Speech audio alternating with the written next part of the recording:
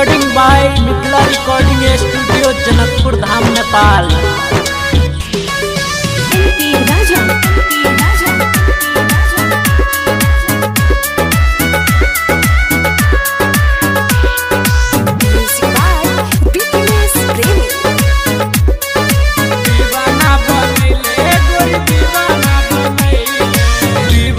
बनैले गोरी दीवाना बनैले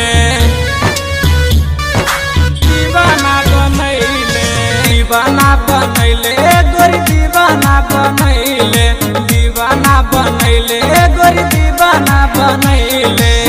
जाने कौन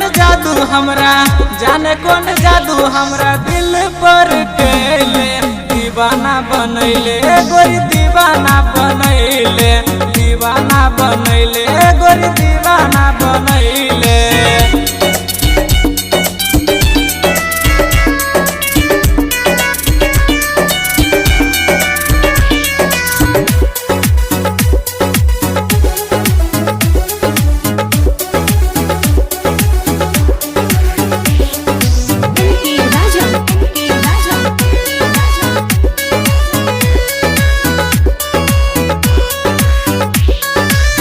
देखली तोरा के जब सब प्यार गोरी भागेले चंद सन रूप तोहर दिल हमर लागे।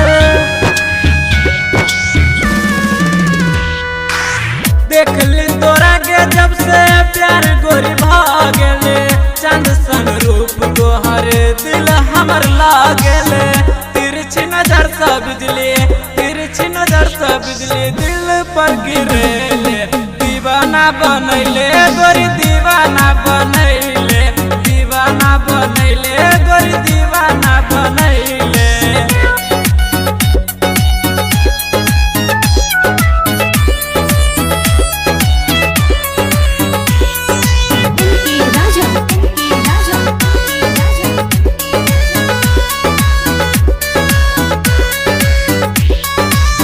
मीठ मुस्कान तोहर का दिलादा छौ सर्वजित सावन तोरे पर फिदा छौ